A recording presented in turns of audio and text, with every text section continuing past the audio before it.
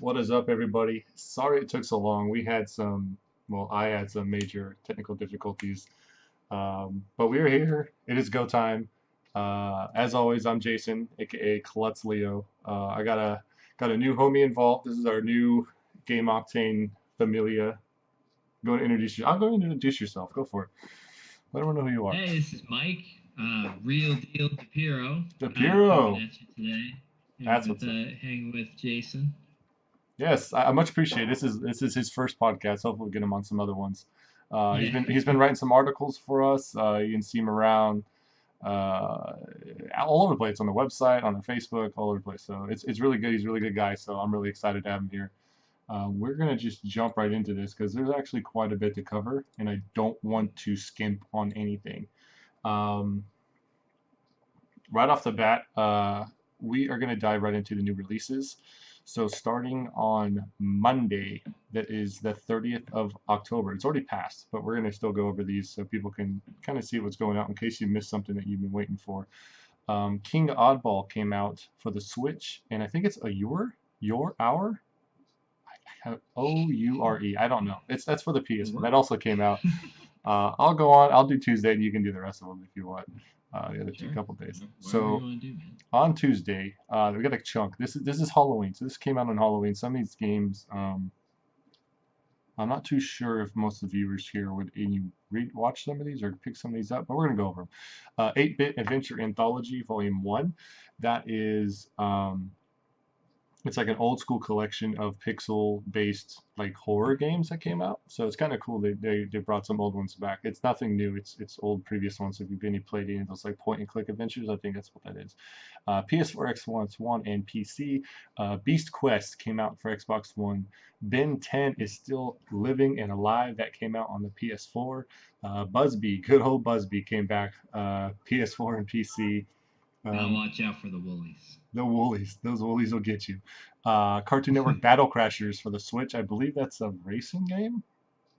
I don't know. Yep. Honestly, I'm not sure.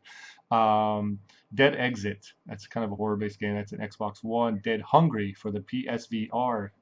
Finally getting some more PSVR games for once. Disneyland Adventures. That came out for the Xbox One and PC. Dying Reborn came out for the Xbox One. Good old-fashioned Monopoly came out for the Switch. Maria the Witch. That came out for the Xbox One. Monster Dam Crush It came out for the Switch. Perception came out for the Switch. Yeah, and then there's still more. Don't worry, I'm still going. Pox Nora came out for the Vita. Rabba Rabbi came out for the PS4 and Vita. Rush, a Disney Pixar adventure, came out for the Xbox One and PC. Spin Tires Mud Runner came out for the PS4, Xbox One, and PC. That's kind of like a racing, like a rally game, if I remember right, but like trucks, like you're actually in mud and stuff. Steven Universe Saves the Light, great cartoon. Probably won't play the game though. PS4, Stifled, PSVR. That's two for one day. Um, Summon Night 6, Lost Borders. I have not heard of that. That's on the PS4 and Vita. Vita getting some love as well. And Zoo Tycoon Ultimate Animal Collection came out for the Xbox One and PC. That game does not want to die, but I guess it's still making money because they're still producing it. So go that. Gotta have more animals, I guess. And that's all you really need to keep it going. I don't know the Ultimate Collection. I guess you just have every animal ever. Yeah, maybe. Go for I'm kind of confused seeing Rush, a Disney Pixar adventure on there as far as that movie came out a long time ago, I feel like. what is Rush? That's not a movie, is I it? think it. Yeah, isn't it the one with that white dog? I feel like. Is I'm that thinking of Bolt? something. That's Bolt. That's not Rush. Maybe it's bold. Yeah. Okay. Moving on. What's On Thursday, Friday? Thursday, we had Art of Fight 2 come out on the Switch for that was an old Neo Geo port. We got More Fight, Mm-hmm. also on the Switch. Sparkle 2 Evo on the Switch. Super Beat Sports and Wheels of Aurelia also on the Switch. Switch had a big day today, I Big guess. day on Thursday for some reason. And tomorrow. Friday, we had a little more variety as far as the consoles that we had games coming out on, at least. We had .hack//GU, the last code, for PS4 and PC. Nice. On Vitas for Xbox One. Um, the long-awaited arrival of Call of Duty World War II for PS4, Xbox One, and PC. Comes out tomorrow, midnight tonight, probably actually, Yeah, that probably is being downloaded as we speak. or preloaded. Um, Mutant Football League, an old Ooh, classic for that's gonna be on the Xbox One game I preview. need to figure out how to get on that game. I'm gonna turn on my Xbox once we're done, and I'm gonna see if we can download that. I gotta get on this preview somehow. Worth a shot. I love that game. It was so fun back in the day. Bribing the refs, ripping people apart. Oh, it was so good. It's everything I ever wanted NFL Blitz to be, only with mutants. And then so. So we also have Pokeball 2D SXL for the 3DS. That's the console. That's the actual console. So that's an actual console. Just so no one gets confused. It's the actual console that looks like a Pokeball. That's all it is. Skinned as a Pokeball. You just open it up. Open up the Pokeball, and there's your DS. I wish it was that cool. I don't think it's that cool though. Oh, it's less than that. I think it's less cool than that.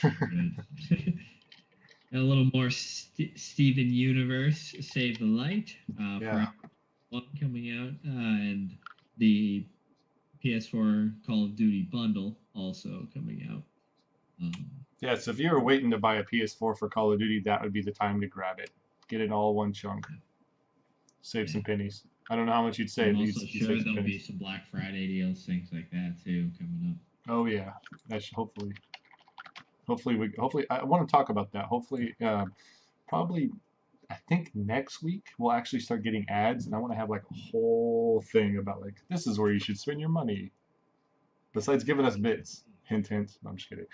But yeah, Usually Target does really well with that stuff, but and you have to wait less than if you go wait at Best Buy.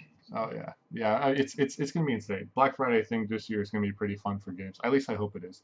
Uh, Yeah. we'll figure that out. Anyway, what have you been playing this week? Anything new and exciting?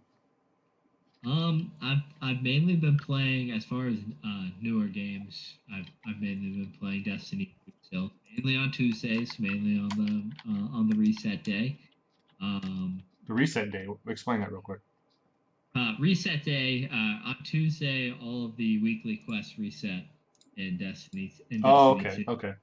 And so you can go in and you do. There's a quest called the Flashpoint, which you go to. It rotates around the different planets, and they're public events that you have to complete a certain amount of in order to complete the Flashpoint. You get a. The only real problem is like all these weekly quests are the only real way to gather actually improve your light level, which is like your power level in Destiny 2. Yeah. So once you're done with all of your weekly quests, all the other items that you'll find, like there's not even a slim chance that you're going to go through and find items that are of a power level you can actually use. Like you could find legendary weapons that could power up later on, but for the most part, you're not going to find any cool loot as far as like things that you can actually use then and there. That's not going to decrease your power level. Okay. So it's a pretty big day, need to say. Yeah. So, it's the day where the population in Destiny is the highest, I would say. Oh wow, okay. That's cool. That's pretty sick. I haven't yet to buy Destiny 2. I'm kind of thinking it's gonna be on a Black Friday sale to kind of push against Call of Duty and Battlefront coming out. So I'm kind of hoping it is, because I would definitely buy that before I buy the other ones. Unfortunately, at least cost-wise. Yeah. Cost-wise. And I mean, if it is not a Black Friday deal, they're also the first DLC for Destiny is coming out in December, and we're going to be getting into that a little bit later on when we talk about. Yeah, when we get the news, yeah, we'll bring that up. I know that's on our list. We have a bunch of things on our list. Sure. Yeah, me myself, I've been playing more Elex. It's like a love-hate relationship with that game right now. It's fun, but there's little things that really irk me, and I want to make sure I write a review that kind of I can feel like I could write it all at one time. So I have a lot written, but I just need to tidy it up and finish a couple quests so I can get everything set on that. And I'm also playing Mario Odyssey. That game, we're gonna bring that up a little bit later, but it's been fun. It's been fun. There's a couple things I kind of wish it had, but it's more of me just being a picky bastard. Uh, like I kind of wanted more amiibo support. Like I didn't want to just put amiibo on it and like, oh, you get a heart or a couple coins. Like I wanted Mario to look like uh, I wanted him to look like all the characters I have. Like if I put a Ness amiibo on it, I wanted him to dress up as Ness. Like I wanted him to look like that, but that's not the case. It's Yeah, only you want it to be a little more customizable. yeah. I mean, not customized. I just wanted to be like goofy and fun. Like I feel like the whole game is kind of that vibe, but when I put Yeah. amiibo on it and I'm not able to switch characters, I'm like, come on, how hard is it to put a striped shirt and blue pants on? Like that can't be. That's not that hard. But Yeah, I mean, if you can dress them up the way you can dress them up already in the game, I don't see what the harm would be in yeah, adding a few more yeah. If I could outfits. wear a sombrero and a goddamn poncho, like I should be able to put anything I want on. But Exactly. anyway, moving on. Future stuff. What are you hyped about? What hypes you up this week? I am hyped up about the Xbox One X cautiously. Hmm. I love the capabilities of it. It's really going to be the first thing that really challenges my 4K big screen. Oh, it must be nice. Oh, geez. Um, I've done a couple test runs where you can really just like the only things on demand I can really do right now are watch a very detailed video about the ocean, uh, Oh. things like that, which is nice and relaxing. But it'll be nice getting in some of the 4K games out. But I say cautiously because I'm really looking for the Xbox One X to deliver more exclusive content than the Xbox One. Hmm. For the majority of the time that I have gone through having the Xbox One, I've said, boy, I wish I had bought PlayStation 4. Because every single time exclusive content comes out, almost 9 out of 10 times for PlayStation 4. And so I keep getting stuck on the sidelines saying, man, I wish this was on Xbox. I wish Horizon Dark was on Xbox. I wish there was an RPG that came out recently that was like a lot of the Square stuff is coming out on just PS4. There was a Yeah. remake of Fantasy 12 that came out that was just on PS4, And we're gonna and have a lot of stuff for coming up that Sony announced at their Paris show that is exclusive, also PS4. I'll kind of bounce off that on exactly, you yeah. later and see what you think about that. But Oh, sure, yeah. But um, turn things to you.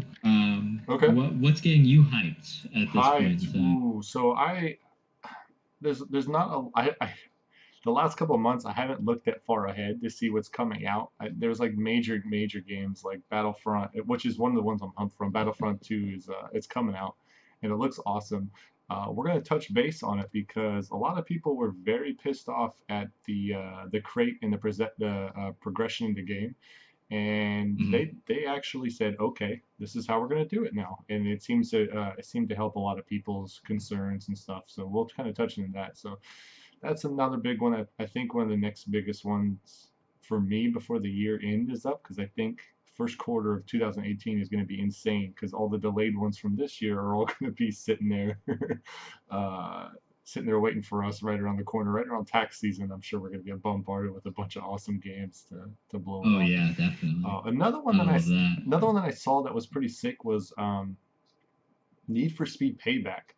And I don't usually play a lot of racing games, but Need for Speed is always one that kind of pulled me back and forth. Like it doesn't take itself too seriously, but it's serious enough that even the most extreme like car enthusiasts can love it and be able to tweak their car out and stuff like that.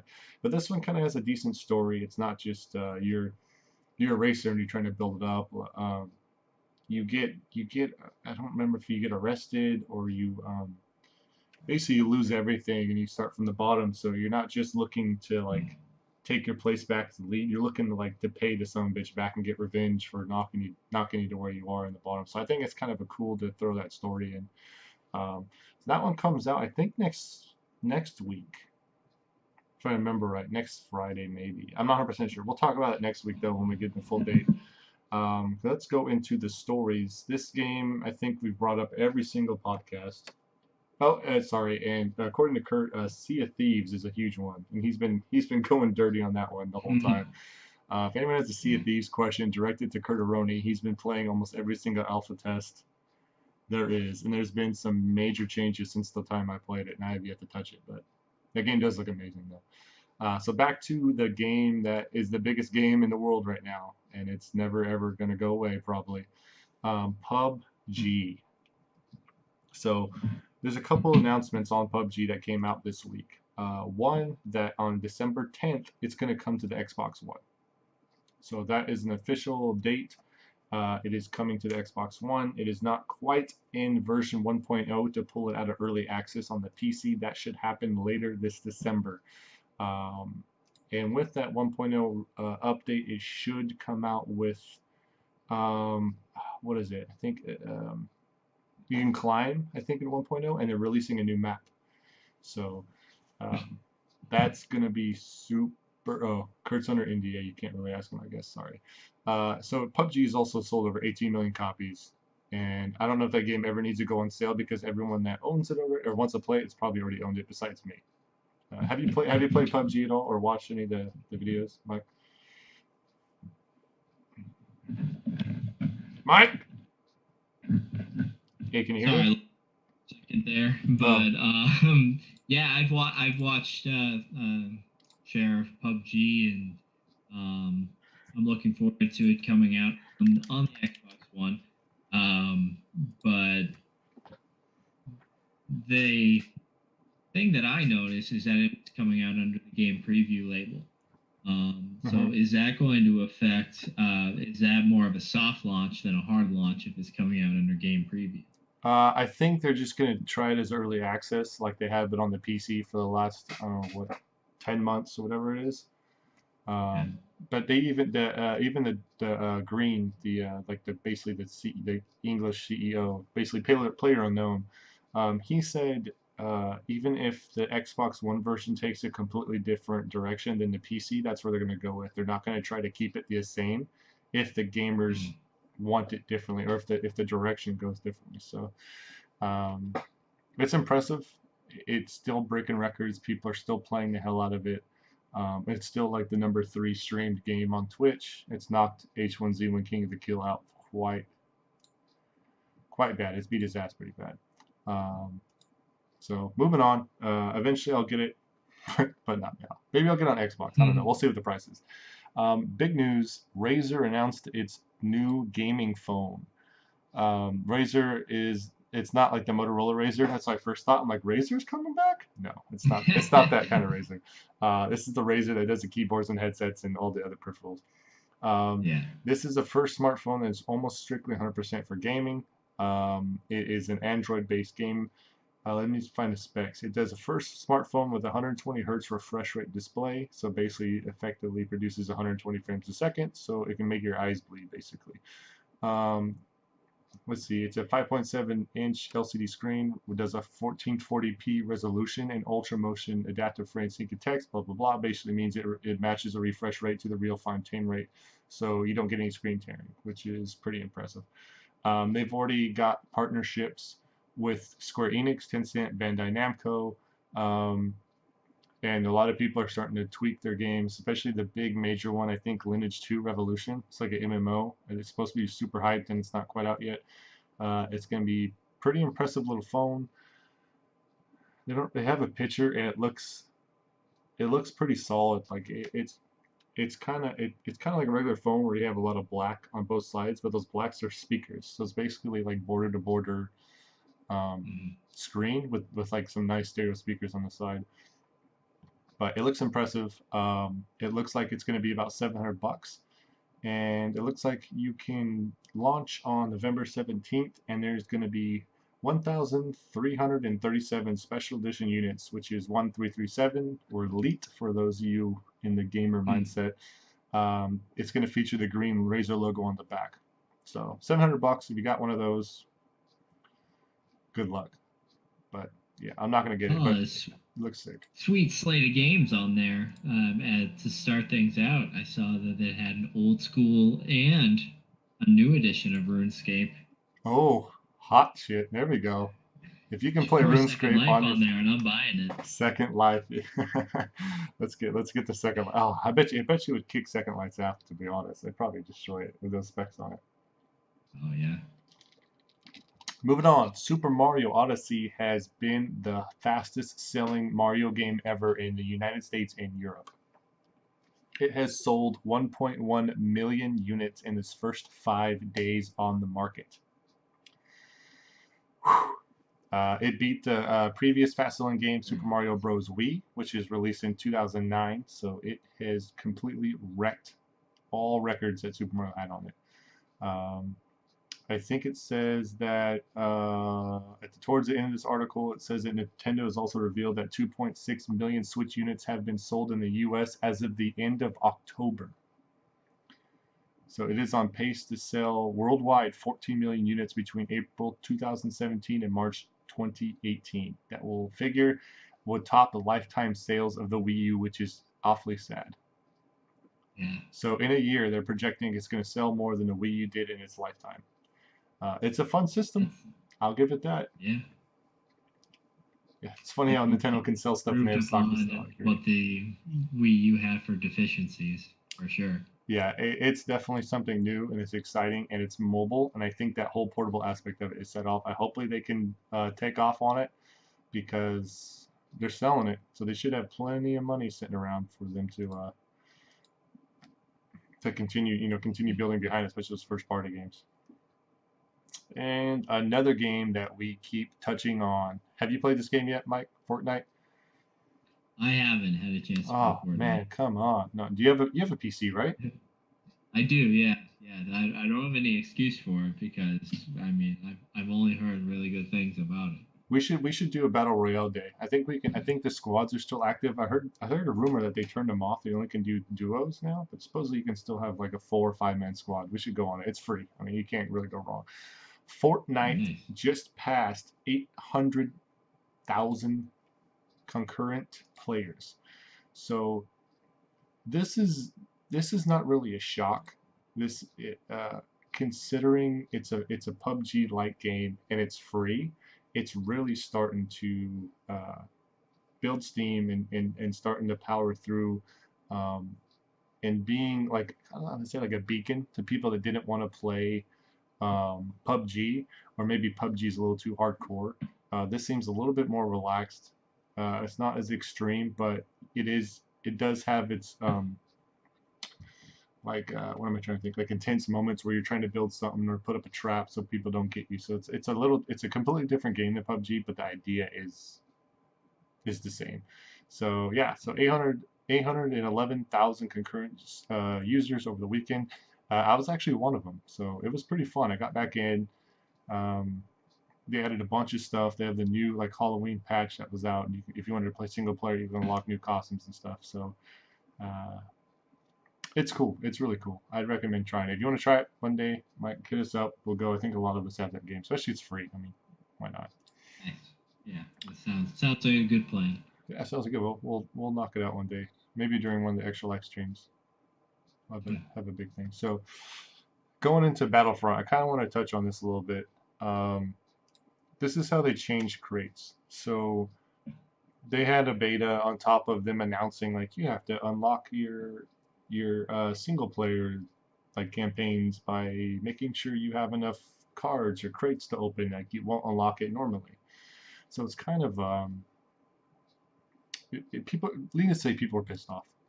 So they kind of changed it. So what they're going to do is they are doing epic star cards, which is the highest tier of star cards that are available at launch, had been removed from the crates. So to keep everyone on a level playing field, the star cards will primarily be available through crafting, with the exception of special epic star cards through pre-order deluxe and starter packs. So basically, they were gonna at launch they were gonna have these epic star cards that you can basically pay for, which would super pimp your guy out. So a lot of people So to keep it level right off the bat, they're not allowed to do it. You can only craft them. So you're still gonna have to play to unlock it. You can't just drop a ton of money and be the best person out there at one time. You need to reach a certain rank to craft upgraded star cards. So again, you can't just do it right off the bat. You can still buy a bunch of crates, but you'll need to grind up your ranks to even be able to craft that high. So again, taking into account that the more hardcore people or the people with more money are going to be just wrecking the people right off the bat. Um, Weapons are locked behind specific milestones, meaning that even though some will be found in crates, the rest can only be attained by play. So if you want to unlock a new weapon, you're going to have to play as that character or that class to unlock the rest of the weapons, not just, again, not just dropping crates, money on crates. Um, Lastly, class-specific gear and items can be unlocked by playing as them. So as you progress through your favorite class, you'll hit milestones granting you class-specific crates. So, like for the example of like Battlefield, it's like the same thing as Battlefield and Call of Duty. If you want to play a class like Medic, you're gonna keep unlocking Medic stuff. So it's not just it's not just a free for all where you may buy a crate and it may not have anything for the class that you like playing, and you're just gonna have to keep buying crates and crates and crates and crates. So they did listen. EA actually listened and is actually doing something good with this. It may not be a perfect system, but if they changed it that quickly, considering the outrage was just like 2 weeks ago, it's pretty impressive. I'm impressed with that. Okay, next one. Have you had any experience with the next one at all? Are you an MMO fan, Mike, at all? I am an MMO fan. Oh, there we go. All A right. lot of World of Warcraft in my day, but played EverQuest in about 20 years. But we have about 20 years worth of expansions, as they're still continuing on here until the 24th expansion. The 24th expansion. It's unbelievable. Unbelievable. Oh my God. Yeah, so this is not a free expansion. I believe the game is free to play now. Yes, yes, On Steam, yeah. is free to play at this point. So that you can definitely jump into EverQuest and say like, I remember that from back in the day. Maybe it's improved on a lot of the things that made it a little. I mean, because when I went from that to like your World of Warcrafts, I used to play a game called Nexus. Like, it's amazing how much more fluid they were. As far as like, I was getting killed by lizards and weird things that I couldn't even see in EverQuest. So, and I think that any improvements that they've been able to make, I'm sure made a lot of improvements over the last 24. Well, I mean, like, what other game has been around for 20 years or whatever and still have full support? Like, they're still creating content. I can't think of any other game that would even be close to it. I mean, games barely have support for over a year. Exactly. Most. So yeah, EverQuest, it's called the Ring of Scale. They have a picture of a dragon on the cover. There's 3 editions you can purchase. The standard edition is $34.99. That will give you beta access and access to all previous expansion content. So all the other 23 expansions you'll have access to. And you get a pre-order bonus is a Vishen's Ever Burning Sigil. So you get the giant, time of purchase you'll get a burning symbol of Vishen that can be plastered on the house or guild hall. Collection edition for $89.99. Once per character, you can get an Express Beacon, a Contract Discorpolis, Ring of Scale Painting, Experience Potion, Howling Stone's Bag, Devour Familiar, Fierce Cockatrice Mount, and the Guise of the Iron Tooth Earth Digger. That is for the collectors, and there's also a super hyphy premium edition for $139.99. It gives you all the ones as before, and also gives you Shared Experience Potion, Bridle the Brave Foul Raven, and the Rhino Hiding Herald Tekla Familiar. Whew. Got it. So yeah, if you that's worth the 140 right there. That's 140. Get your digital items on top of all the expansion and beta access as well. So to sell them at $40 or $34.99, they must have a lot more people playing than I think to have $34.99. Actually, you know what? I think PUBG still plays EverQuest. He was in the chat. I don't know if he's still here, but I know he can't hear us unfortunately. But I know he. I'm gonna write him real quick.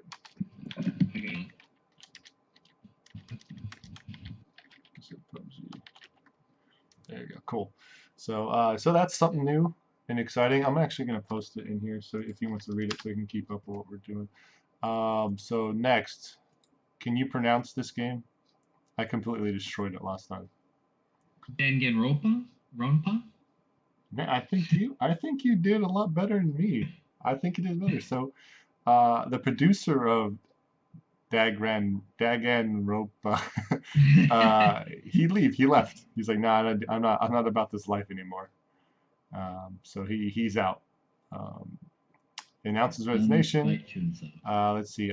Initial tweet announced his termination of the company end of October. It's since been replaced with a much cuter tweet. So instead of saying "fuck off, I'm out," he said, "Oh, thank you guys, I love you," blah blah blah. And so that's kind of impressive to have like a director or a producer kind of just leave a series that's been doing really well lately because that game just came out, I think a couple weeks ago. I think we talked about it. So that's Yeah. kind of sad, but I'm excited to kind of see where he goes because he has a lot of experience under his belt, and he can be a huge asset to something or some other company in the future.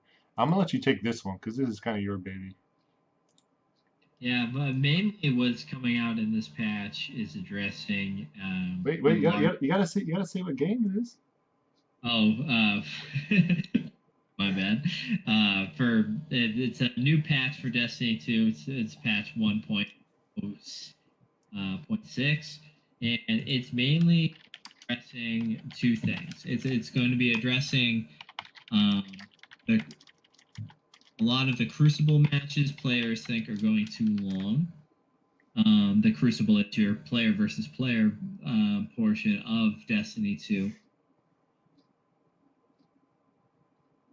And Hmm. so that is getting overhauled a bit as far as your scores to win the matches are dropping in some of the major areas. Their Clash, which is just shoot 'em up, um, and most kills wins, is dropping from 75 to 50, and that's 4 versus 4, as most of them are. Um, Trolls going from 100 to 90, and the spawns in control are less affected by the zones that you're trying to control. Survival now lasts only 2 minutes, down from 3. Hmm. Have 6 lives, down from 8. Supremacy scoring increased from 50 to 70, but so I mean they did a lot of to try to speed up PvP matchups. Okay. To really encourage a higher volume of um, the matchups that players felt like were going too long. The other thing that they're changing here is there is going to be another faction rally coming up, and one of the beefs about the faction rally was it was a little too hard to get tokens. Some of the things that you were doing to get tokens, which get you the faction specific loot um, from the three factions of New Monarchy, Dead Orbit, and Hmm. oh boy, I just drew a blank on the third one, but I'll forgive you. You're on the spot. I'll forgive you. they're making it so that if you complete things like Strike, it's gonna give you. They previously gave you from 3 to 7 tokens. Now they're gonna give you 10 to 18. Um, the Nightfall is going to give you 10 to 18. Um, and so you're going to have more opportunities to get tokens in order to get rewards and really drive your if you're pledged to New Monarchy, as I am, you're trying to get that faction the most tokens overall out of Yeah. the. Those are the main things that this patch is bringing. Uh, but this is on building towards different parts of Destiny where they're going to be digging in a little deeper to the DLC that's coming out next month. that they announced at Paris Gaming Week. Hmm. Okay, so they're just kind of rolling it in right before the new like you said DLC comes out, right? This. Yeah, yeah, because the DLC is going to raise the level cap. It's going to do, Oh, it is. Okay, that makes sense. Okay, now I yeah. kind of see how everything's signing out. Okay, God, I'm gonna have to probably get this game. Damn it! Damn it! Well, we'll see what you think after we get into it a little later. 'Cause there is a little bit of a beef that I have with Destiny 2 with the announcements that they made Okay, over okay. game. All right, we'll, we'll So we'll see where it's going. Okay, now we're gonna get into the meat and potatoes here. Uh, we've been streaming for how long? 37 minutes. Okay, we got some time to go over these. So, Sony Paris, or Sony had their Paris game show this last weekend. Um, and needless to say, it's caused a lot of buzz and a lot of, I'm gonna say anger and not really anger, but mixed maps, uncomfortability. A lot of people are very uncomfortable, and I'm gonna kind of go over that real quick. So, mhm. the Sony Paris show is it was kind of like Sony's side E3 project where they didn't really come out and give any release dates again, but they came out and had some incredible trailers to kind of blow everyone away, and it left a lot of people empty. Like, okay, what's a release date? This looks really cool, or I am really scared. I don't want to play this game anymore. Like, there's a lot of cross and mixed emotions of this thing. So, I'm gonna post the link in the chat. So if anyone want to watch these videos, you can, because some of these are pretty impressed. They're pretty impressive. So I'm just gonna go down the list, and I believe these are mostly PS4 Pro videos, besides the VR one, so you can kind of see what it looks like. So right off the Mhm. bat, Sucker Punch, which is the developer who did, is it not Infamous? Is it Infamous? Yes, Infamous, yeah. So they did influence. Yeah. they have it's called the Ghost of, I'm gonna say it wrong. Tsushima, I'm gonna say. I think the T is silent, so I'm gonna say Tsushima. Yes, I think you nailed that one. Yeah. Someday I'll be good. Basically, it's an open world samurai game, um, where it's nothing like Infamous. Besides it being an open world, it's completely different. It's feudal Japan, so there's no tech. uh, and you're gonna go around and just start wrecking shit. It looks pretty cool. Like they didn't really show too much of the fighting, but the the trailer kind of had kind of built up the story. It looks like you're kind of getting revenge. I don't know why you're a ghost. Maybe they think you're dead. That's why you got to watch the video. So that's a really Yeah, the trailer is the awesome. trailer's pretty sick. I was pretty impressed with the whole, just the trailer in general. It was very well done. Moving on to probably the most talked about one, The Last of Us Part 2. Did you watch this trailer, Mike? Oh, I did. Yes, I did. And boy, does it is very violent, which I had prefaced before it was going to be something that was pretty graphic, but I uh, I was it not ended expecting it up at how all. graphic. I was not expecting it. It is pretty damn graphic. Um, Yeah. Naughty Dog, who's never failed me yet on a video game. Um, this sequel, the first couple of trailers they had was kind of like really emotional. I mean, this one's emotional too, but a different way. It kind of showed the connection Mm. between Joe and Ellie, and they're playing the guitar or they're doing something like that. Like it kind of showed the bond. This did not show Joe and Ellie at all, unless she's one of the more grown-up people. But I really don't think it was. But Yeah. it was insanely violent. I didn't I only watched like one or twice. I can't remember if there's any music. I think it's just straight action and It's violent. I straight, can't like remember. straight out of a rated R movie for Yeah, sure. and it doesn't pull punches. Like a lot of times when you see something gonna happen, sometimes the camera will pan over and you maybe won't see it, you'll hear it. No, you saw everything, and it was pretty intense. And it kind of it intrigued me in a way, like, okay, this is really gritty and dark, and this really looks like it has nothing to do with like the original enemies that you started with Last of Us. Like it looks like you're still arguing with the human race, like you're still dealing with them. So I don't know. I mean, at the end of the clip, or the little excerpt they have. It says, "This is just one piece of The Last of Us Part 2 puzzle. So take a look and start your theories." I don't know where to start a theory with. That shit was just batshit crazy. Like I had no idea where to start. I have no idea where to end. But Yeah. I'm sure the game is going to be amazing. I don't know if they just showed a really graphic clip um, just for the hell of it. Maybe they wanted to show off like show off an intense scene to maybe get people to understand where this game could be going. So you're not going to buy it and expect part one. I mean, I don't know. I don't know. Yeah, I and don't I know what you mean, think. I feel like too, like when you watch the other trailers and then you watch this one, I think they release them in that order deliberately in order to kind of show you Hmm. uh, the different values of the story arc that you're going to be getting with the Last of Us. Like, be getting an emotional roller coaster, just like you got in the first game, Yeah. but you're also going to be jumping into a world that looks similar to an episode of The Walking Dead, where you just have um, violence upon violence, and in a world incredibly unstable.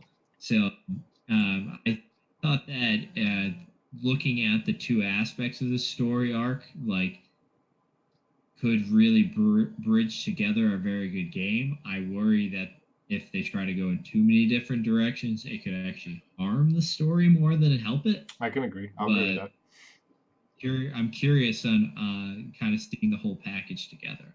I'm sure there's not this much gruesome violence throughout the whole game. I don't think they'd go anywhere if they just had nothing but violence on violence on violence on violence. I don't think anyone's going to get that. The last game didn't need any violence whatsoever, and the story was amazing. So I hopefully hope they stick to their roots, and this is just something that just to kind of a hint that like you're going to see some shit that you may not be comfortable with, Yeah. but trust us, this is gonna you're gonna enjoy the ride. Like this is if you're not okay with what you see here, I mean maybe they'll have an option in the settings like you know you can turn it off and maybe the screen will just go black and you see I don't know who knows, but Well, I mean, even the hammer scene, like, yes, it was like something that was very graphic, but it wasn't like a Mortal Kombat fatality or something like that, where like you're seeing bones break, you're seeing but it felt like it was worse than you Mortal felt Kombat it, though. I think but that was the biggest it thing. was as graphic as they made you feel when you're watching it. Like, it wasn't like just your face like bones sticking out of skin and like Yeah, things yeah, like that they could have had there, which I'm thankful they did. They didn't need yeah. that. They That was definitely need. enough. I definitely I was good with what they had. Like I wasn't expecting. I was like, are they gonna really? I was like, oh shit, oh god, oh man. I was watching it work, and I was like, oh sweet god.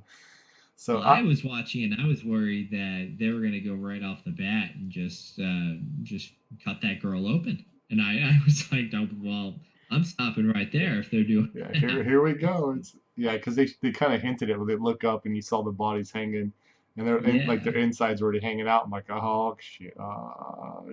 But yeah, then it Yeah. just got worse. So it well, I guess not worse, but it was definitely a visual treat. Especially, I mean, maybe horror fans really like it. I didn't care for it that much, but I'm pretty sure the game's not going to have that. So I'm still definitely want to buy that game. Moving on to something more fun and exciting, or not exciting, but more fun and lighthearted. Marvel Spider-Man. They had an amazing trailer. Um, since they showed it off at E3 a couple of years ago, it just keeps looking better and better. They showed a little bit more story. They showed um, they showed Aunt May. They showed shit, what's it, Mary Jane. They showed a couple villains that you're gonna face, and they also showed Miles Morales. So I don't know. Are you familiar with Miles Morales at all, Mike? Miles Morales, I'm not. So in Yes. oh, what's his name? Uh, Brian Michael Bendis. He writes a lot of comic books. He created a Spider-Man where Peter Parker like died, and Oh, this young kid actually gets bit by a spider that his uncle stole. His uncle stole a spider. They thought it was gonna be rich or something like that. Someone wanted it. They charged him They charged him, or someone hired him to steal a spider. He didn't know what it was. The spider got out of the box. It bit Miles Morales. Um, and he doesn't have the same powers that Peter has. He actually can turn invisible and stuff like that. So he's got different spider type of powers like camouflage and blending with background and stuff like that. So just by saying, "Hey, this is Miles," he's going to help us out. Like instantly knew. Hopefully, that's going to be like a type of Spider-Man. I don't know if they're going to have a co-op. Maybe they're going to bring him into the story. Maybe they're just Oh introducing him man. for a sequel. So that's going to be sick because technically in the real world they're not around at the same time. Well, I guess maybe later on, but I think it'd be really cool. They're bringing in kind of the minority Miles Morales, have a new Spider-Man. I think it's gonna be awesome. It feels like I'm watching a movie. Like it felt better than watching the last couple of Spider-Man movies. I don't know how you thought Yeah. about it, but I thought it was pretty cool. Oh, it looked awesome. Like everything about it, like the way the motion looked, it really felt like you were watching Spider-Man 1 or Spider-Man 2, like the Mhm. original one. Like as far as like when he's flying through the city and like that just it looks incredible. Yeah, and it was kind of hard to tell what was a cutscene and what wasn't. Right. But Yeah. I was kind of glad towards the end of it they showed some of the fighting, like you're throwing Hmm. combos. It was really quick. They haven't really touched on it that much. I think there was more of like a story kind of trailer and kind of saw what's going on. And you actually look like you played as Mary Jane, like sneaking around through some of the rubble. So you're not always playing Spider-Man. So that's kind of a cool idea, and it goes a different, it kind of shines a different angle at things. So I thought it was really cool. Um, let's see next, Blood and Truth. This was also released. This is a strictly PSVR project.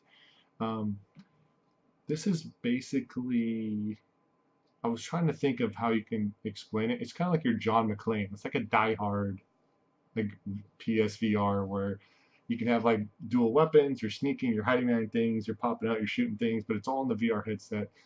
It looks pretty crazy. Uh, Blood and Truth.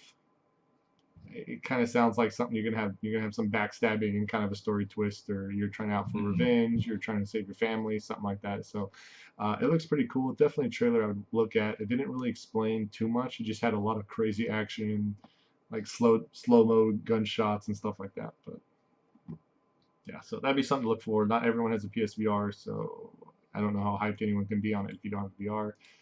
But I don't know, maybe on Black Friday that'll take a huge I drop or think something they're like that. definitely doing a good job though as far as trying to expand the realm of the VR Hmm. games. As far, I mean, I played a game on Steam recently where I was just running a convenience store. So it was you go from a game like that to a game like Blood and Truth, and it looks like they're definitely heading in the right direction with that Yeah, stuff. yeah, I would agree. Next one. This one's a major one. I don't know. Have you ever played any God of War games? I played a bit of the first one Uh-huh. and in God of War 3, but I've kind of just jumped around the series. I haven't Hmm. really sunk into the story as much.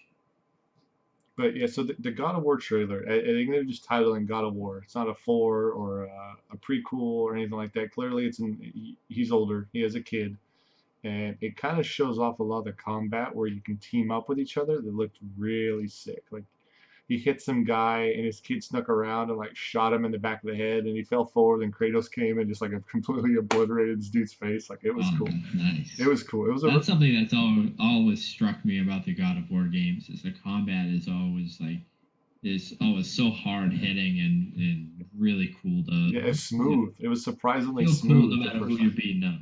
Yeah, like you're like, oh, I'm gonna beat this guy's ass, and you like lay some combos down. But now you got like your kid running around, it kind of opens up a different dynamic, and I'm really excited to see the combat, especially the way I feel like it's going to progress is that it's going to be very limited with him in the beginning, and then towards the end, he's just going to be like a mini badass, like a mini Robin, Mhm. and you're going to be like tag teaming this shit. Oh, I can't wait. It looks cool. Um, Again, that's a PS4 exclusive.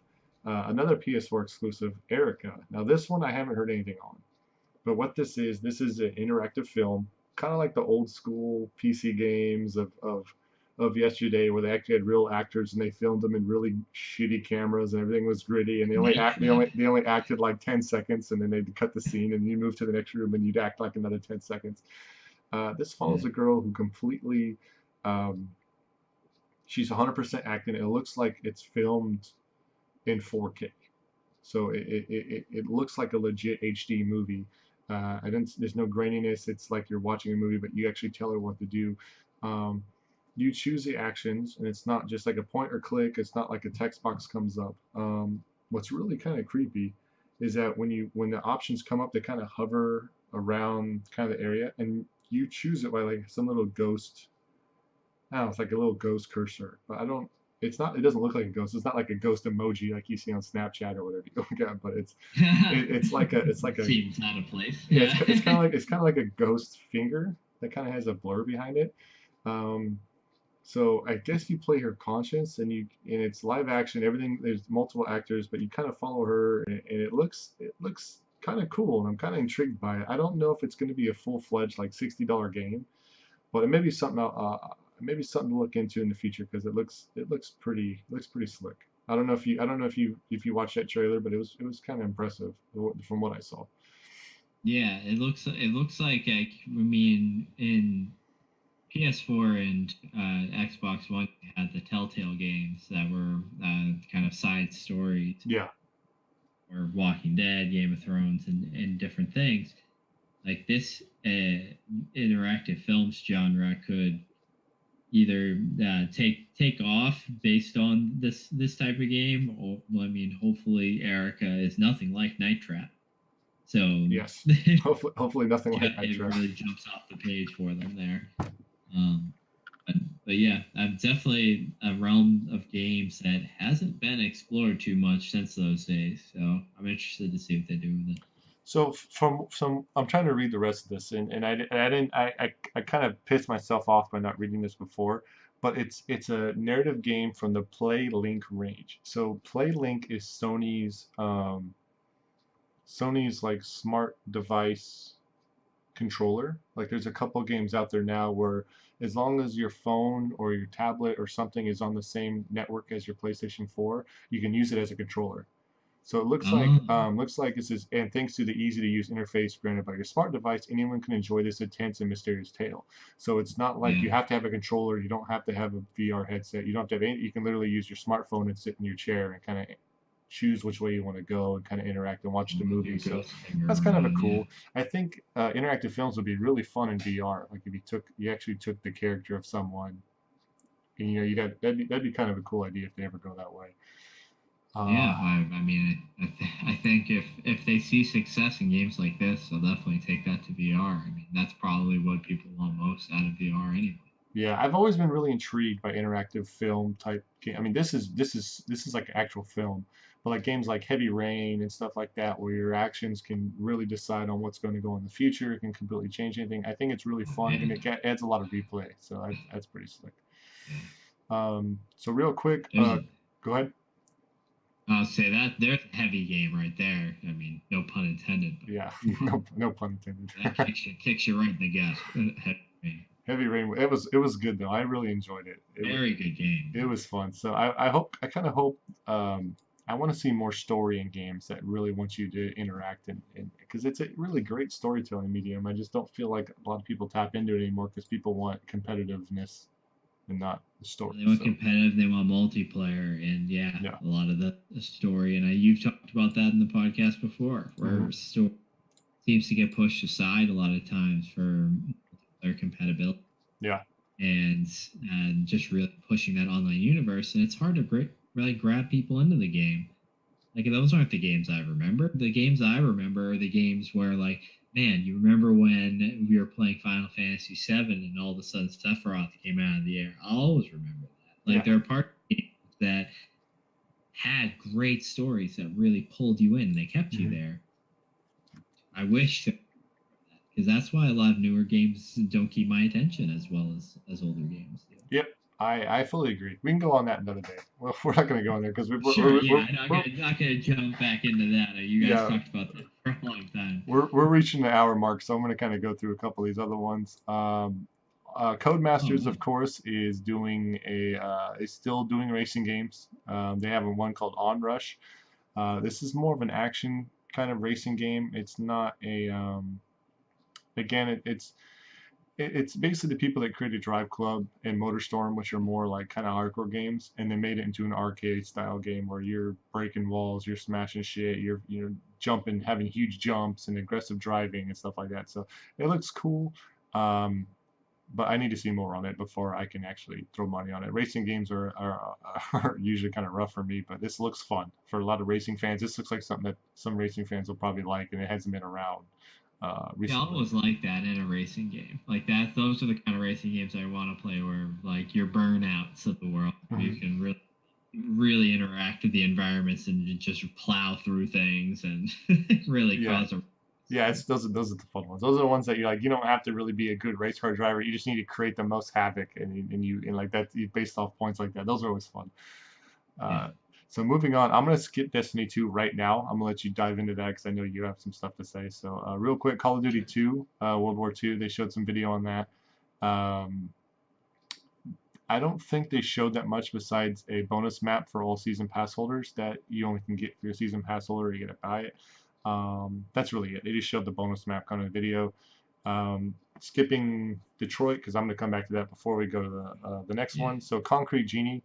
This kind of looks like a fun artistic style game. Again, exclusive to the PS4.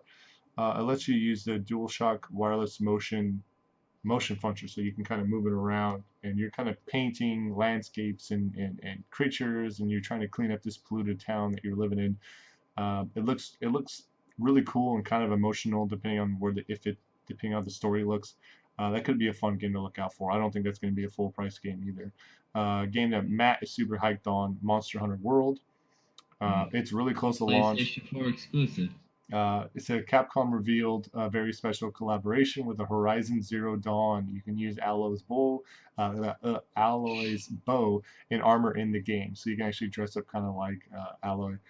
Matt did not like Horizon Zero Dawn, but I know he loves Modern Hunger, so he's gonna buy it no matter what. And the extras are free, so you don't have to pay extra for that. That's kind Awesome. of cool. And Fallout or Far Cry 5. Um, they kind of showed a little bit more. They showed a co-op play they introduced into the campaign. So open world, they show the thumbnail shows them shooting a moose. The two bow hunters kind of hanging out there and shooting. So Ryan got to play this, I believe, at E3, and he absolutely loved it. He said it was really sick. So that's going to be kind of excited. Diving in some Nice. indies, Splunky 2 was announced. That's going to be a sequel on PS4. That was actually a really fun kind of uh, original game, kind of like a Pitfall slash I don't know what else to kind of classify it. But it was kind of fun. Guacamelee was an amazing game. That's another sequel coming out. Yeah. There it is. Or Hour. I'm gonna call it Hour. I don't know. So you basically play as a dragon. And you're kind of flying around, and um, I think it's already out, so you can already play that one if you want to try that one out. The Gardens Between 3D platform publishing. It kind of looks pretty cool. Kind of reminds me a little bit of Fez, a little bit. Kind of has a story going. Mm. And Hong Kong Massacre was kind of cool. It's kind of like a top. Everyone's kind of going to these top-down games, kind of like Hotline Miami. Are you familiar with those games at all? No, It's not basically really. like a top-down shooter, and basically you can like hide around the walls, break through doors, and try to do things. But this is more of like a John Woo style type of game where there's like Okay. sparks everywhere and shit flies up, and you can slow motion, and so it looks pretty cool. It's a pretty cool, impressive. They don't give a release date, of course, but it's something I'm probably keep my eye on. So going back to, I'm gonna go to Detroit first. So Detroit Become Human. The trailer they showed at E3 this year looked absolutely amazing. Um, it was based off of androids and you trying to start like an android revolution if you wanted to. I guess there's like different choices you can do. But this trailer really kind of changed the game. I think for a lot of you, this is also another difficult trailer. Did you watch this one, Mike? Yes, I did. So this, Th- This one is harder to watch for me than the Last of Us was. yeah, this one creeped under a lot of people's skin. I mean, the Last of Us one was violent. It was like up in your face violent. This was violent in a more of a psychological way, I would say, Mm. because you play the android, and what happens is there is their owner, which is a man. living with his daughter, and you have to choose what actions you do. That's kind of the game is about. Whatever you choose has like a huge flow chart, and whatever you choose can go multiple ways depending on what's happening. But basically, this dad abuses his daughter violently, verbally, and you're kind of sitting there and in the middle of all this. And if you start speaking up, he gets more pissed off at you. Um, but the whole trailer goes off with the android not really doing anything, and she goes into the room after the father does, and it looks like he kills his daughter by accident, or I don't know, maybe on purpose or something like that. Yeah, in that scenario, that looks like And I was that. like, holy shit, like that was really deep and really dark. Ryan, who's been on the podcast before and did a lot for GameOctane, he was like, it was hard for me to watch. I Yeah. couldn't do that because he's a dad, and any father figure can probably kind of get that feeling. But then it kind of rewinds it a little bit, and it shows the android making different decisions, and they pop up on the screen, and she starts fighting back and telling her, leave your daughter alone. It shows her helping her out the window, hiding with her. There's a lot of difference. Like it was, it was more options than I thought it really could be possible Mm. in such a short time span of the game. And then it kind of zoomed out, and it showed all the options in the flow chart, and like said so and so died, so and so dies, you kill this person dies. And there's a lot of like it was all in red, and they had like green and blue different options, and like these are happy ones, and you did this is the best way possible. So it it made it pretty awesome to see the highlights of the decision making. But oh, it was a very difficult video to watch, and it I don't what we can bring up on this after Destiny, but yeah, I'm just gonna say that for now. It was pretty difficult to watch, but the game still looks amazing, and I'm probably still gonna buy it because I really want to know what this story is all about. But Yeah, because to me it looks like a combination of like your Life is Strange games mhm. that have been popular recently with the decision trees, but it also brings almost a Fable aspect of the game from the looks of that giant flowchart, where it's like you can either be an android that's taking over the world Skynet style, or Yeah, you can be an android that's saving the human. So it seems very interesting overall for yeah. It looks sure. like And you when can you you can almost like flip flop at any time, and that can looks like it can have like different reactions too. Like, wait, you just said something else, and I don't know, maybe that will startle him enough to get the daughter out. I don't know. Like, I mean, it could be Yeah. a million different things, but it looks awesome. And I think the replay value is going to be pretty high if you want to learn it Oh yeah. and play everything. So that looks awesome. So let's go into um, Destiny real quick. Break down the Destiny DLC trailer that was shown. So the Destiny DLC trailer for Curse of Osiris is bringing in an ancient warlock legend, which is going to open up a new race of Vex, which are the kind of the androids of that game. That they're like humanoid machines that Hmm. take planets. Um, and it's not a new race, but it's like a slightly tweaked race. And it's gonna unlock a new raid. It's gonna unlock some new Crucible maps and the planet of Mercury, which the Vax have turned into a machine. Um, Okay. and so you're the main crux of the trailer looks like you're going to be doing co-op missions with Osiris, and that it's questionable of what side he's on throughout the DLC. So it looks like an interesting DLC. Yeah, it Uh, sounds pretty awesome actually.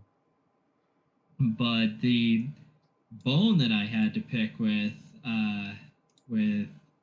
Bungie on this one was all this cool stuff about the Curse of Osiris. They've recently made the announcements of seasons, as I kind of detailed in my article. Yep.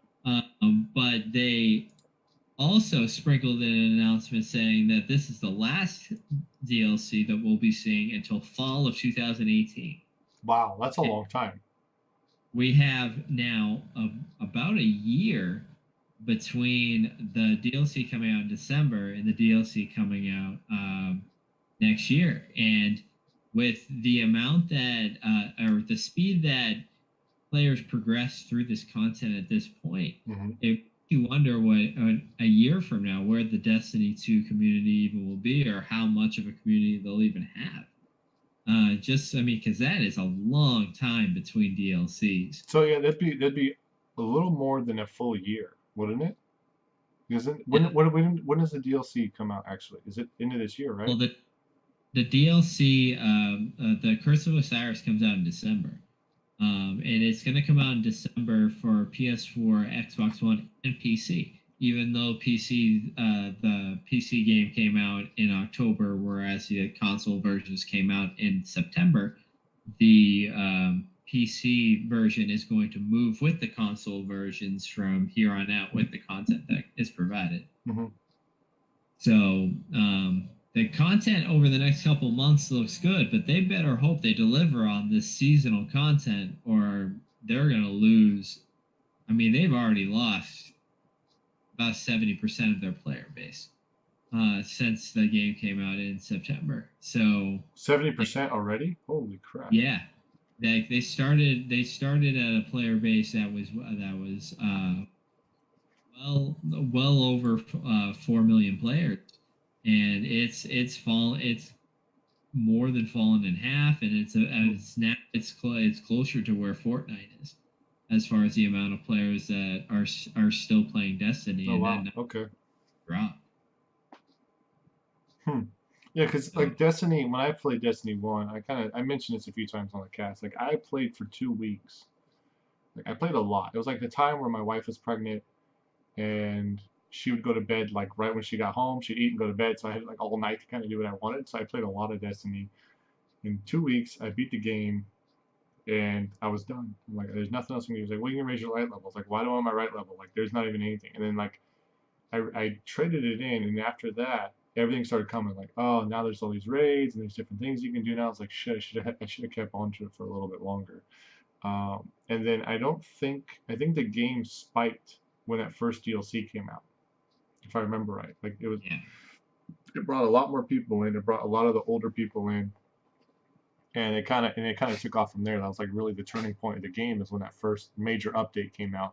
But I don't see. I mean, I can see the seasons doing a little bit, but I don't see not having any major expansion content for almost a year. It just seems really outrageous for a game like this where story is most of the fun and the drive to the events. I mean, I'm correct. I mean, or am I wrong on that point? oh yeah, no, you're definitely right on point there, because the events that do well for Destiny are the events that are driven by some form of story element. Because you Yeah. see, like for the DLCs, you have a new planet, missions, and things like that, so that brings everybody back. But if you don't have that, and I'm just like, what is my goal when I'm going in and I'm playing? Um, I mean, recently I played their Iron Banner feature, which is just like PvP, um, and just kept playing the Iron Banner maps until, you know, you got 10 packages, which was the got you the seasonal thing, and I got an emblem, which is just like what your player banner is, and it's like, man, play this for like days upon days, and I got nothing out of it. And So you like, got a banner out of it. That's kind of ridiculous. I mean, yeah, like the grind, there's no reward to the grind really, and that's a lot of what the biggest beef is, and like how they can improve on that without overhauling major aspects of the game. I'm not really sure. yeah, I can't see unless I don't know. With the deal, this DLC better be pretty goddamn amazing to be able to keep someone to wanting to play for a year because it couldn't keep me for 2 weeks. Like I said, I was done. Like by week 3 or 4, that game was not even in my collection anymore. Like I traded it in. but they have to have like rolling, like kind of like the seasons, but roll out more content, maybe free content or something before that. I mean, I wouldn't be surprised if they had to move the DLC launch like way up because they're noticing the decline and stuff. Because when people play games today, it doesn't take them very long. Not maybe not the normal gamers, but it doesn't take them very long to beat it. Like Mario got No. beaten. Mario got beaten like the first day it came out. Yeah, people were speed running in the first week. Yeah, so it's like you need to find something to to capture the the people that do have time or the people that take a week off to play a game like that. Like if you can beat the Mm-hmm. game in a week and then you're done, then you're done. Like there's nothing's gonna pull someone back, and there's not. You got to have a major story arc to be able to pull some new events in like that. You can't just, oh hey, there's a new raid over here. Like what does that raid have to do with anything? Like there's no story behind it. Like it's not gonna be. There's no excitement behind it. So I don't know. It could either. Right. You don't even really have to do the raid because like if I just go in and I do my weeklies, I gain more power levels than and light levels than I do if I do the raid. So I mean, what's the point? Yeah, there really isn't a point. So like I said, for me, it only took me 2 weeks before I was done. Like I didn't need to play any longer than that. So I wasn't. I'm really hoping it doesn't. I really want Destiny to kind of take off and evolve into this major game that we were playing for years from now through Mhm. the sequels. But with Call of Duty coming out and Battlefront coming out and all these games and trailers that we just talked about, like there's a lot of competition. Like there's not Mm. like a major game that someone plays like the rest of their life. Um, it's not like that anymore. You're not playing the same game for months and months and months trying to beat it because there's so much new stuff coming out. Even all the players that said I'm never gonna play anything else but H1Z1 King of the Kill, now they're playing PUBG. And in a couple of days they're gonna probably be playing something else. They're just gonna keep cycling. Um, no, not like EverQuest. EverQuest is a special. No. It's a special. That's a special case. Special breed. Yeah, they um, but I just feel I don't know. I don't want it to die, but I feel like they know what they're doing, and I just don't give them enough trust as of right now. Maybe because I haven't played the game yet, but I don't know. Maybe I'll get it. I may get it soon. So I'm waiting for Black Friday ads. I think they should be coming out in a week or two, and Yeah, it we'll should go be. over them, and we're gonna see what's going on and whether it's worth it or not.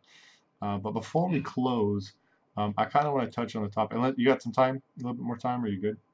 Yeah, a little bit more Okay. time. Yeah. So let's go over kind of like the trailers, the Last of Us trailers and the Detroit trailers. Detroit Become Human. So let's kind of go over. We both kind of touched on it and thought that they were a little extreme. Not. I mean, some people took this as a huge overreaction, and um, domestic violence should never ever be on a video game. I play video games to escape, and it's too close to home.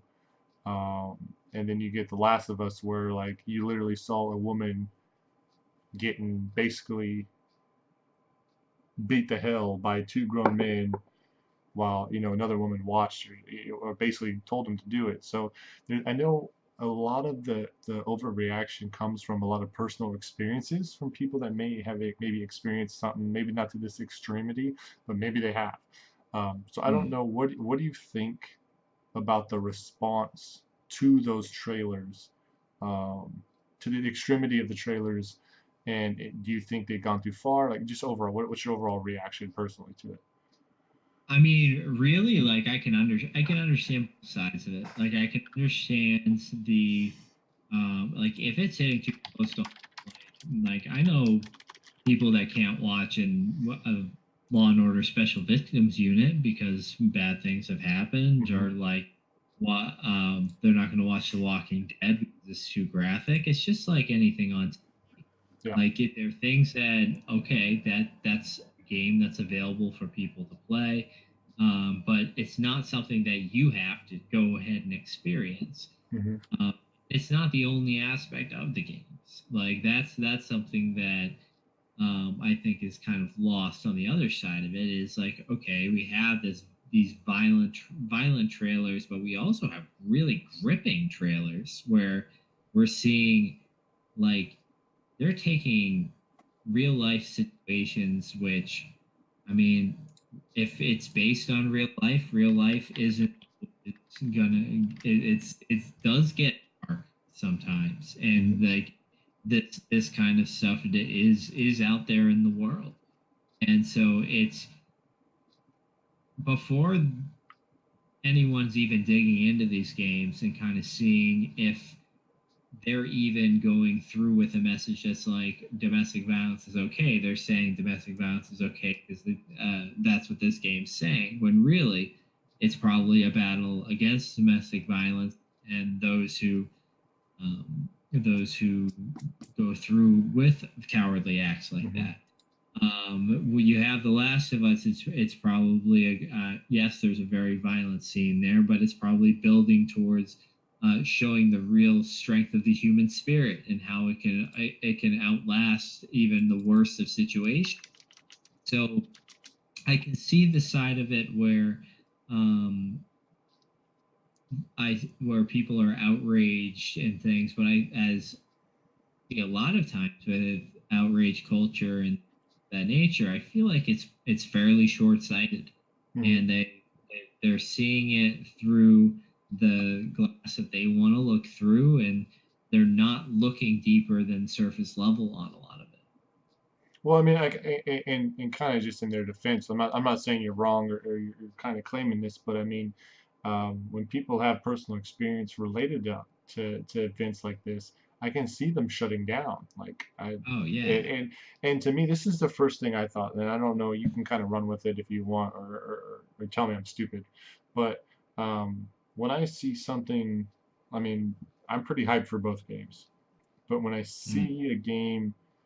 see a scene like that in Detroit, almost is it almost human? Become I forgot what it's called. Becoming human, I think it is. yeah, Um, I feel like the replayability may kind of, I don't know, may not want me to play that scene again. And say yeah, like, do I want to actually have this little girl die to continue a different part of the story? Like, how much does that change the full game? Like, does she live and everything's happy? Then I go to a completely different scene and a different character, and I don't have to ever touch back on that again. Or if I let the dad kill her, and then I meet the dad later on, like, what kind of repercussions am I going to get for this option? Because I personally, if I ever got to that scene, I'm gonna try my damnedest to save her. But yeah. I don't know. I just hope that there's not a reward for letting her die. That's what I'm kind of worried about. I don't think it will, but I don't want to run into that. I don't want to have to run into that moral dilemma. Like, okay, if as a gamer, if I want to get this achievement, I have to let this little girl die. I don't want to reach that point. So if that's the Right. I case, wonder then I'm gonna be too. super pissed off. But I don't think they're gonna do that. I wouldn't I think don't so think so. either. But like when I look at it too, like I do tend to wonder if like okay, they're going for shock factor in the trailer to get to bring interest to the game, but Mhm. we both saw that giant flow chart of different events that are happening throughout the game. Yeah. And that was one of the most intriguing parts of the trailer to me, Mhm. that you all these different paths. And so did they need to focus on a path that was as graphic as it was in order to to properly sell the game? Because that's a different side of it where Yeah. it's like okay, like if you had shown me that that it's a decision based game and that what kind of impact your decisions have on the story, you could have done that without showing me that scene or those scenes. Yeah. Yeah, they could have used any scene in the whole game to kind of show off um, how that flowchart works. But I think, I mean, to me, I feel like it wasn't, it may have been a little too far in a more, not personally to me, but some people may have completely shut this game down on something they're working into or they wanted to pay for. Um, Yeah, but but in showing that, hey, this is one out of 1,000 or 100 different options or different flowcharts that you can go to that can you can change what this is. This may look bad. It is bad, but it doesn't have to be this way. You can make this change any way you want, and it's up to you to make those decisions at the right time and the right way to so this doesn't happen. So that's kind of like I mean, as of right now, if this scene is in fact in the game and not just kind of like a tech demo, um, you're going to be kind of playing like time traveler. Like, okay, I do not want this to happen. So now, how do I get from point A to not get to the point B? I want to get to C. Let's get to a different thing. So I mean, I think it's gonna. I personally am not too affected by it, but it was pretty intense. I can't Yeah. deny that at all. It was cool. Yeah, I mean, not this, like I said, not what happened was cool, but Oh what yeah, obviously. but Yeah. what yeah but the way you can easily change that outcome with a simple selection of something. That part was awesome. I was pretty stoked on that. Yeah. So moving on, we're gonna wrap this up. I want to thank you for helping me out with the podcast tonight. It's been really fun. I would definitely want to do this Sure. again. Yeah. But I have to give you mad props for your extra live streams. If any of you guys watching, um, go and put your channel in chat if you can. Uh, give Mike a follow on his personal channel. He's part of the GameOctane team for the extra life. He alone himself has raised 400 and was it $430 himself out of 18 donations. Got $430. Give him a follow. He's still doing extra life streams. Matt 16-bit bear is going to be doing some extra life streams.